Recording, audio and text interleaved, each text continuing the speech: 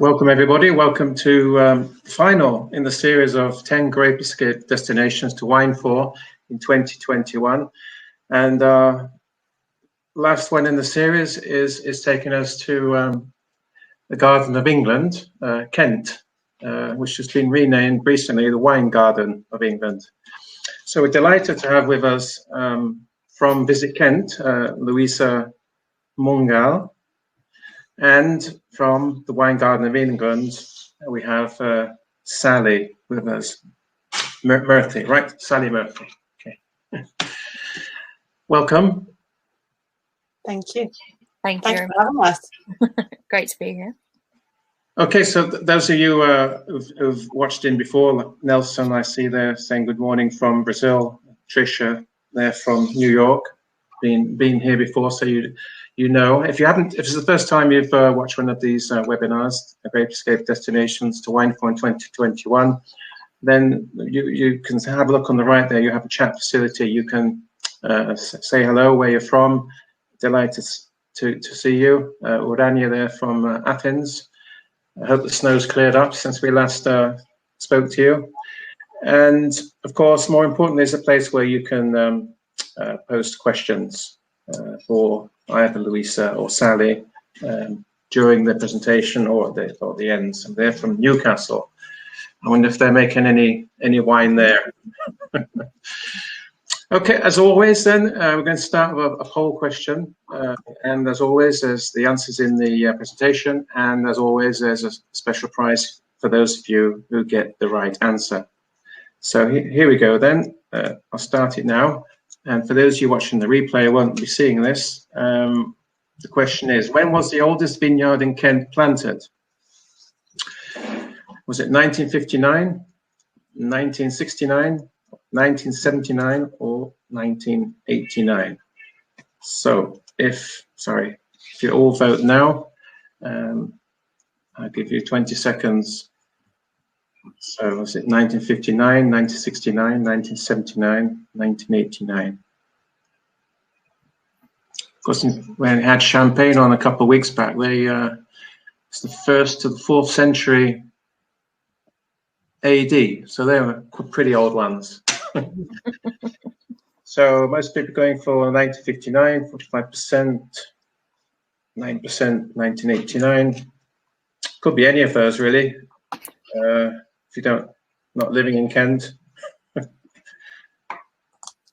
Okay, well, ending there, 50% 1959. So as I say, the answers are in the presentation, so watch out for that. And of course, if you get it right, you'll get the special prize at the end there. Okay, so let's hand you over to Louisa, who's going to start the presentation. Louisa from Visit Kent. Great, thank you. Let me just, there we go. Is it come up on the screen? Can you see it? Oh, here we go. There we go. Sorry, there we go, got it. Yes, so thank you so much, Anthony, for having Sally and I here. We're really pleased to be chatting to you all a little bit more about Kent, the Wine Garden of England. My name is Louisa Mungal. I'm Destination Development Manager at Visit Kent, and I'm here with my colleague Sally Murphy, who's marketing. Here she is. She's a marketing executive with the Wine Garden of England Partnership. We're two organisations that work closely together. And we're both here to talk to you about the wonderful county of Kent and why we're known not only as the Garden of England, as Anthony said, but we're also now known as the Wine Garden of England. So, before we start to talk a little bit more about Kent and the wonderful wine that we produce here, it's important that you understand a little bit more about where we are in the world and why we have the name of Garden of England, basically. So we are in the southeast of England. We're just 25 miles from London, which means it just takes over, it's just over 30 minutes to get from the centre of London into the county via the high-speed rail link. We're only 22 miles from France over the channel, and we've got great connections across the channel, including the Eurotunnel, of course, and ferry services from both P&O Ferries and DFDS. And not only that, we're actually really close to both Gatwick and Heathrow Airport. It's just less than an hour's drive from the two main hub airports there. And this little area of the southeast of England is known as the Garden of England. And I suppose from this picture alone, it's not hard to see why. Our beautiful countryside, we have two designated areas across the county of outstanding natural beauty. We have the Kent Downs and the High Weald.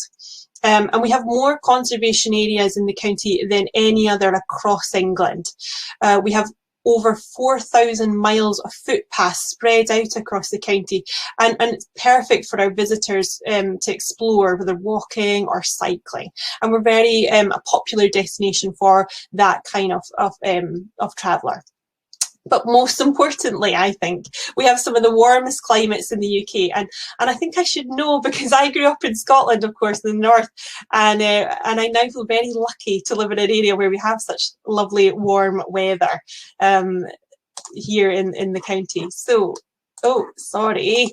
I didn't move the slide. This is the slide I was mentioning.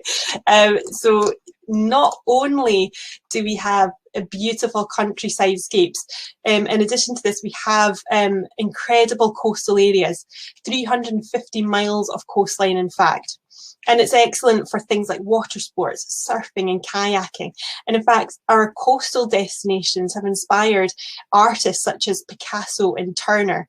We have the Turner Contemporary Art Gallery in Margate, for example, which was host to the 2019 Turner Prize.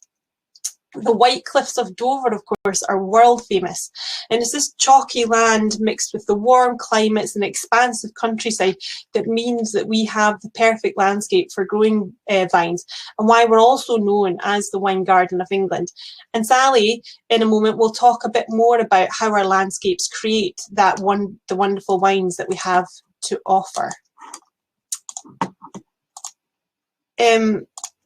But of course, it's not only world-class wines that our landscapes produce. This combination of fertile countryside and coastal areas means that Kent is known for a wide range of excellent homegrown food and drink.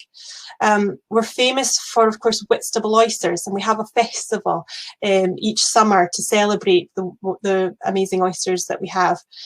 Dover sole, of course, and Romney Marsh lamb. We are also home to Britain's oldest brewer because of the fabulous hops that we grow across the county. We are home to the Britain's oldest brewer, which is Shepherd's Name Brewery, and they have a range of pubs and restaurants across the county. We also have beautiful orchard spaces. Brogdale in the north of Kent is home of the Natural Fruit Collection, offering a range of apples, pears and cherries. And it's of course because of this beautiful produce that we also produce not only wine and not only beer, but we also produce cider in the county. And it's all this lovely produce, homegrown produce that we have, that means we have a great range of restaurants across the county and a range of Michelin star restaurants and farmers markets as well. But we also have some really great stories to tell across the county, historical, cultural stories to tell. We have more castles and stately homes than any other county in the UK, including this one here on the slide, which is Leeds Castle, and it's known as the loveliest castle in the world, apparently. We also have Hever Castle, which is childhood home of Anne Boleyn. And we're also home to two of the UK's oldest cathedrals, Canterbury and Rochester. Now, it's actually Rochester Cathedral, interestingly, that was home of the monk Gundulf, who was the county's first wine producer, championing viticulture more than 1,000 years ago. Today, we have many world-class and award-winning winemakers across the county. And we have the partnership, the Wine Garden of England Trail, which is a partnership, of 7 vineyards. And I'm going to introduce you now to Sally, who's going to talk to you a little bit more about that Wine Garden of England Trail. Okay. So I'll talk to you about the viticulture that we've got here in Kent. So we've got a rich history of growing fruit and hops, which is why it's known as the Garden of England. So it's no surprise that it's become one of the best places to grow wine in the UK. We're a cool climate region, but we get more sunshine than anywhere else in the UK, making it a more favourable climate for viticulture. All along the North Downs, we have a rich, chalky limestone soils that have the same geological layer as Champagne. This is becoming an increasingly popular site for vines.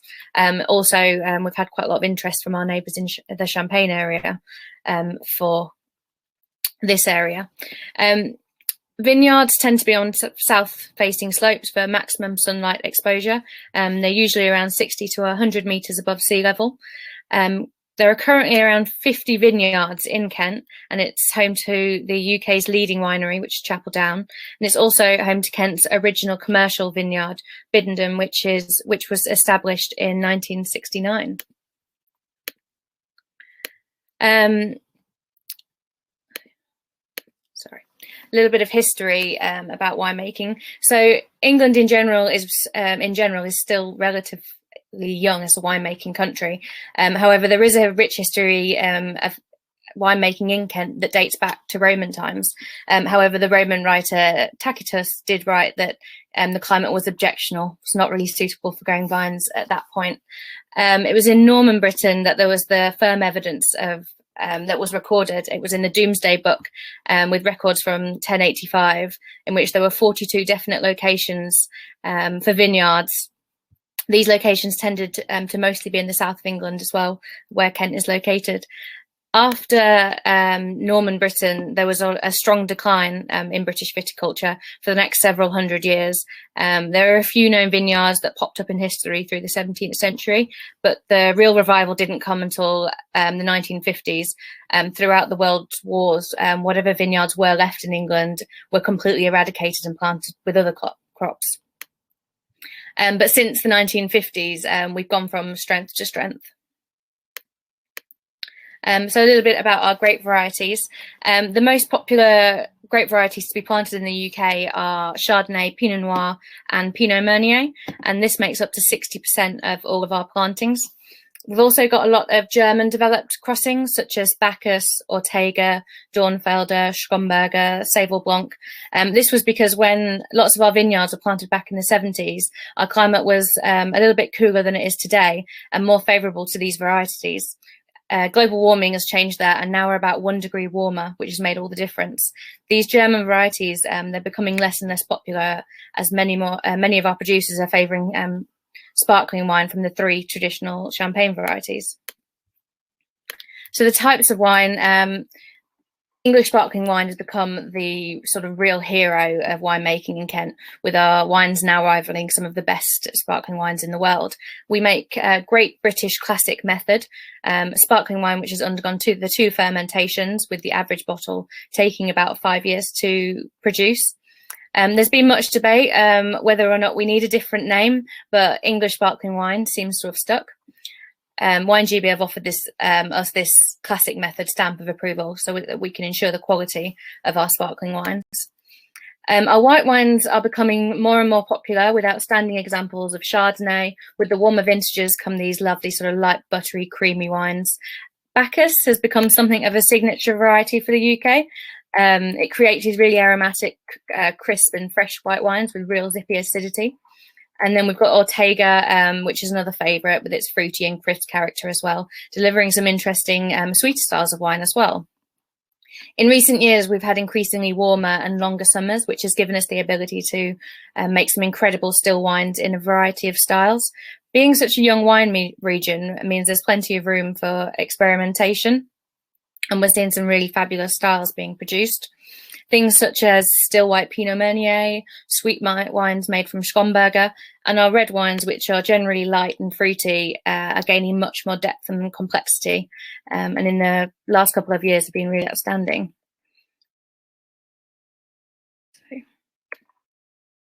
So the Wine Garden of England, we're a group of 7 of Kent's sort of top wine producers, and we're working together to really showcase the best of Kentish wine. also working together to offer a really fantastic wine trail right here in the UK. What links us, of course, is our winemaking, but what sets us apart and what makes our wine trail so special is how diverse each of the producers are. Even though Kent is relatively small in area, the difference in the style of wines from the producer to producer is so unique. From boutique family-owned vineyards like Simpsons and Squarries, to rural retreat havens like Balfour and Gusbourne, to the largest producer in the UK. By working together, we've been able to use everyone's sort of wealth of expertise to create some really special experiences, bring more people to the area and get people more excited about English wine. Together, we offer bespoke packages where you can spend the day or a few days experiencing all or some of the vineyards, as well as hosting events throughout the year where we can all come together and celebrate the wines on a much larger scale. I'll talk to you about some of the experiences that we've got. So Gusbourne Wine Estate, they've got a really prestigious reputation for producing high quality, incredible sparkling wines that pair really well with local foods such as the Whitstable oysters. They offer some really incredible food and wine experiences that really gets to grips with how the local food of the region works with the wines. Things like Squarries Winery, which is the furthest north of the vineyards in our trail. It's interesting because they're the highest of all the vineyards and they're slightly cooler. Sometimes they don't harvest until November. They've got this beautiful estate, and back in the early 2000s, they were approached by a champagne house who wanted to plant vines on their land. Having this land having been in their family for the last 10 generations, they weren't keen on selling it, but it did give them the confidence to begin planting their own vines. They only produce vintage sparkling wine. They're pushing the boundaries with lees aging, with some of the vintages spending up to 6 years on the lees before they're released. They've got this beautiful on-site restaurant and terrace bar overlooking the vineyards where they offer local and seasonal food to expertly pair with the wines. They also offer picnic packages where people can enjoy the wines around the vineyard as well as a picnic. So the owners over at Balfour Winery have created some really special experiences based around two things that they're hugely passionate about, art and wine. Their beautiful 200-seater estate offers an abundance of unusual and beautiful pieces of art, which they've combined into a wine tasting experience. They've also taken this one step further, and every year they create a winemaker's collection with the bottles being designed by a local artist. Simpsons Winery, which is this beautiful kind of state-of-the-art winery with this incredible glasshouse tasting room, complete with the world's only winery helter skelter. And then they also offer sunset tours, and this allows you to see the vineyards in a different light and take in the beauty of the vineyards at different times of the day. A few more experiences that we offer. So Chapel Down have got some really cool experiences as well. They do a Fizz and Falconry experience where you can meet and handle a range of birds of prey. You can meet the falcons that protect their crops every year, and then they combine this with a lunch and tasting at their on-site restaurant. They also offer cocktail masterclasses that combine their wines with their very own range of gin and vodkas. And then Biddenden, which is Kent's original commercial vineyard, still family owned. They're on their third generation of winemakers, which is quite a big deal in the UK. And they offer this immersive experience in which you can spend the day learning from the winemakers themselves to really understand the process and passion that goes into their wines. And our final winery on the trail, which is quite exciting for England, is Domaine Evermond. This is a partnership between Champagne Taittinger and Hatch Manfield, who are a British wine importer. They purchased the land back in 2015, and they planted around 40 hectares with Chardonnay, Pinot Noir, and Pinot Meunier. It marks the first time a champagne house has invested in the UK with the intention to create premium English sparkling wine.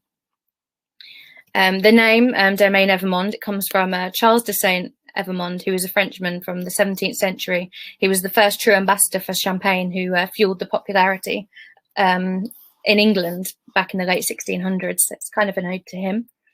They are yet to release any wines, and they're expected in 2023, and they're also building a visitor centre, and we'll be able to add this to our fantastic Wine Garden of England itineraries.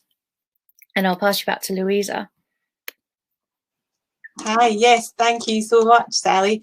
Yeah, so you've heard about some of the amazing different wines that we have to offer here and the vineyards that our visitors can experience.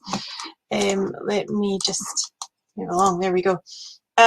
So yeah, as Sally spoke about to you, we have some really wonderful wine experiences across the county, and experiences that are connected to a range of different types of experiences from different themes, such as art, for example. And we're currently working on a project to develop new visitor experiences across the county. The Interreg Experience, it's an overused word now, I'm feeling, Interreg Experience project is a 4-year EU-funded project developing new and immersive visitor experiences which showcase our natural and cultural assets across the county. Through this project, we're working with 125 businesses, including vineyards and wine tour companies across the county, to develop experiences that allow the visitors to really immerse themselves in the Kent wine industry. I've listed here on the slide a range of the different vineyards that are participating in this programme. You have the likes of the Mount Vineyard, who are using the amazing space, landscape and space that they have on site to add additional activities such as clay pigeon shooting or yoga. Meepham Valley Vineyard is up in the north of Kent, just near the Gravesend area, just outside of London, and they're developing a whole new visitor centre to allow for tastings, workshops, things like that. Merryworth Wine, which is a little further south into the county in the Tunbridge area, they offer a range of workshops and tutorials, really looking at educating people on winemaking. Westwell Wines is a partner that we're working with to develop experiences that really allow visitors to actually get hands-on with the vineyards, with the whole winemaking experience, in fact. And visitors can take part in things like pruning, harvesting, as well as bottling, so they can really get involved in that whole process. Sally mentioned to you Gusbourne Wine, beautiful estates in the West Kent, the west area of Kent. We're working with them to develop a corporate package. So looking at a specific package for businesses looking to maybe book an incentive trip, something to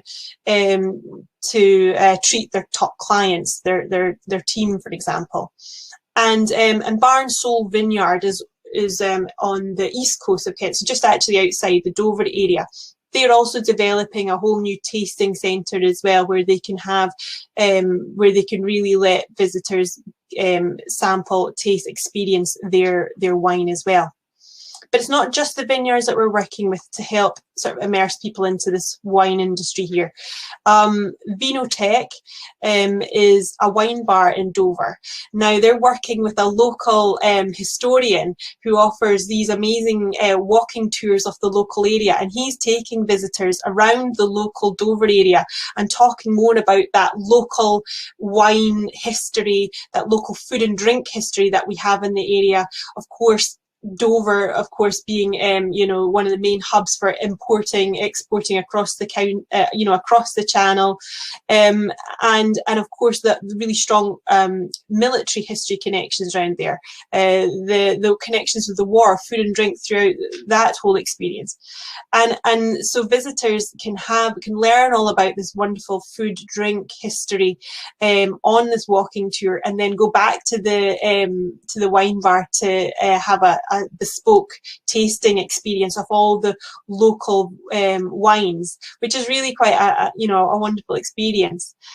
Wine Tours of Kent, I think Sally touched on that, they are developing a range of luxury wine weekends and incorporating a range of different activities, including walking tours and just learning different arts of winemaking as well. Vine Country Tours are another partner that we're working with, who are developing things like supper clubs for visitors. And actually one that's not on the list because they're just a newcomer are County, they're called County Bikes UK, and they are offering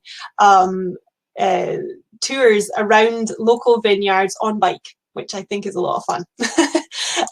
So yeah, we have a range of different experiences in terms of the wine experiences that we are developing.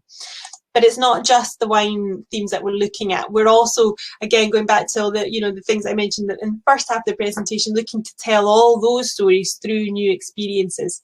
So we have a range of different themes, including food and drink.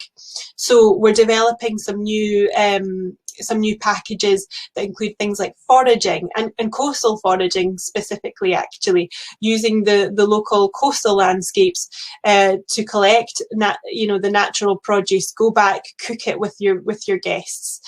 We also have a gin school in development over again in the north of Kent in the Medway area at Copper Rivet Distillery, who produce beautiful gin, as well as more recently they've launched the first single estate whiskey.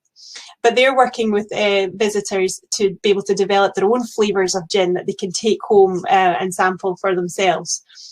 We're also looking at well-being themes, something that we know our visitors are really interested in, and things like cold water swimming, if that takes your fancy, and Pilates in the woodland, beautiful woodland areas.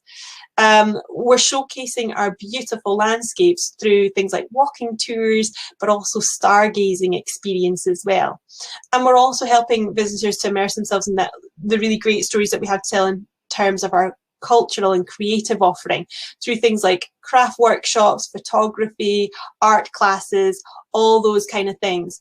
And I think, these are all the amazing kind of experiences that we're trying to join up with, for example, wine, so that people can, when they come to the county, have some fabulous local wines, but also experience the wider destination as well. It's projects like this one here as well, the gourmet garden trails, that allow our visitors and you as tour operators to access all of these amazing different experiences.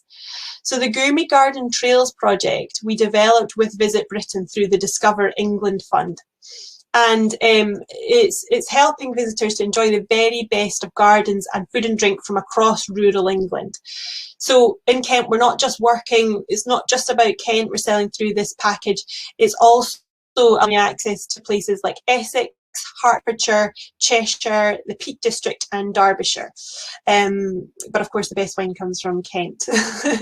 But we have on this through this programme, the Gourmet Gardens Trails online platform, is a one-stop shop for planning itineraries. So you can book a range of different experiences, food, drink, garden experiences through this website, allowing you to build your own itinerary.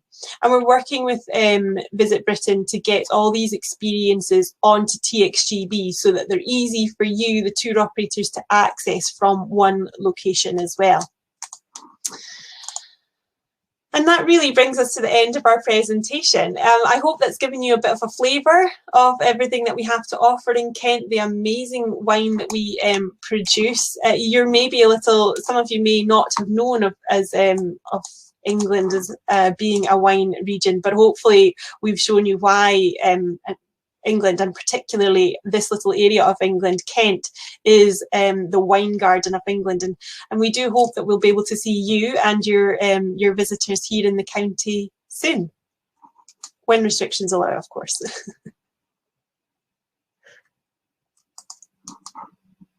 And I think that brings us to the end of our presentation. Hi. Okay, great. So sounds like paradise there. Right, let's field a few of the questions that have come in. Let's go to the chat. Let's go down to the very first one. Nelson from Brazil is asking, what is the medium age of the vineyards, Sally? Well, from about the 70s, so it kind of depends. The few that were planted around then, but a lot of them popped up kind of in the early 2000s, late 90s. But yeah, the early 2000s, the things like Gusbourne and Chapeldown, which might have been just before that. But yeah, relatively young as a wine region. Okay, in fact, that ties in with the answer to the poll question, which was, when was the oldest vineyard in Kent planted?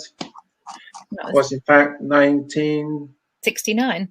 69. So if you got that right, you can get the special prize at the end. Urania from Greece is asking about approximately the annual production of in the whole of Kent in terms of number of bottles.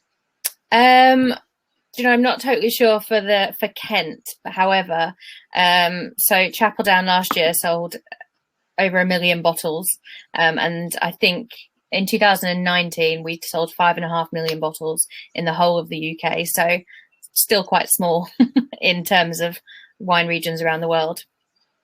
That's quite a lot. I tried Chapel Down up at the top of the British Airways Brighton Tower. Yeah. They got in there somehow. Yeah. Serving up the Chapel Down there, brute. Rob is asking, what is the ratio of own use in the UK and export of sparkling wines, would you say? What was that? I missed that. Yeah, how much wine is exported basically from, and how much is consumed at home in the home market?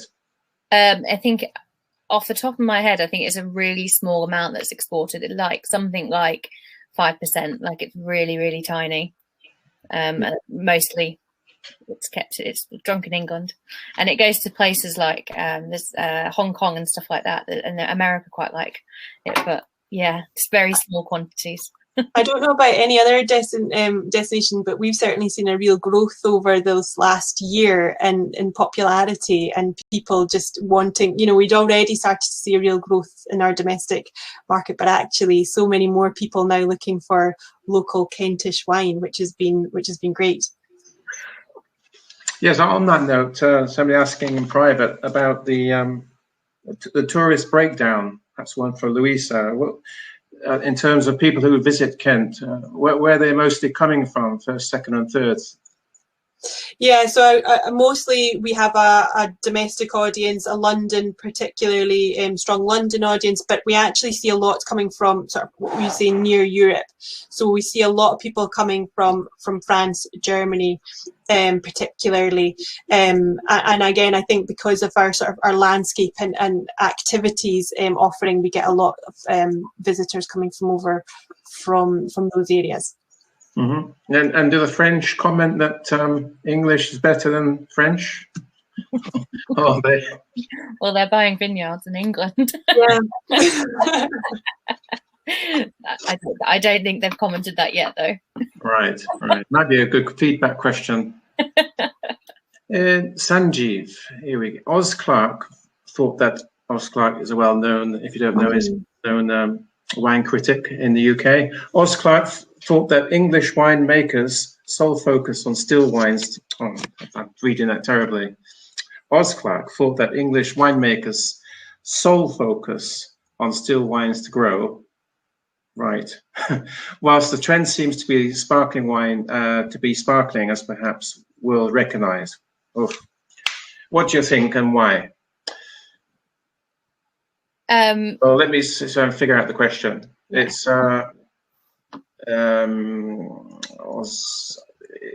is it still wine versus sparkling wine? I mean, is England known for their still wines, or simply they're just known for their sparkling wines, globally speaking? Yeah, I think globally we're more recognised as sparkling wine because it's won a lot of awards. You know, we've gone up against champagne a lot, and it does really well. So I think globally it is more sparkling wine, but because of the warmer temperatures that we're getting, the winemakers are able to sort of experiment and make some still wines that in more recent years are really sort of, you know, showing how good they can be. For example, Simpson's made a Chardonnay. Their 2018 Chardonnay won Best in Show at Decanter, and it's the first time an English still wine had ever got such a prestigious award. And it sort of shows that, you know, our still wines they're up and coming. Okay, yes, interesting. We organise an annual competition called 50 Great Sparkling Wines of the World.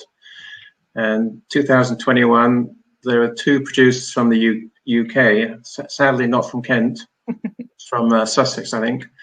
And they entered between them 3 wines, sparkling wines, and 3 gold medals. So there you go, English sparkling wine. Yeah. Look out for it. Nelson, he's asking again now, which wineries produce, if any, organic or biodynamic wines? So in Kent, Westwell Wine, so they do lots of, it's sort of interesting stuff with in the Queveries, they're doing some quite quirky stuff. I'm not entirely sure if there's many in Kent doing organic and biodynamic. I know there's a couple just over the border in Sussex, Tillingham. He's doing some organic and biodynamic stuff, but yeah, in Kent, not so much at the moment. Westwell would probably be the closest, doing some funky stuff. Okay, then Sanjeev has also posted kindly a link with lots of stats and amazing info. That's if I can read it, winegb.co.uk. So if you want to check that out, bookmark that link. Thanks, Sanjeev. Rob is asking, does producing still wines from Pinot Noir have a bright future? Well, as in the more recent years, we're sort of been great. A lot of the wines have been getting a lot more depth and a lot more complexity compared to sort of what we've seen. So hopefully, fingers crossed. Okay, so Sanjeev is insisting on his question there. But do you think winemakers will grow the still wine? Will make still wine production? At the moment, it's 33% still, 66% sparkling. So do you think that still wines will overtake? I don't think it'll overtake it because so many of them, so many producers have sort of ripped up their old plantings of the German varieties and are planting Chardonnay, Pinot Noir, Pinot Meunier to specifically make sparkling wines. So I think because of the traction that we've got with sparkling wines and because of the quality that we're seeing, I think not for a while, but you know, we've got lots of experimentation. Being such a young wine region, you know, we don't have any sort of, well, we have lots of rules, but you know, we've got lots of experimenting to do. Okay, so asking in private, picking up on the GB Classic method, is that in fact a regulating body for sparkling wine, or yes, something else?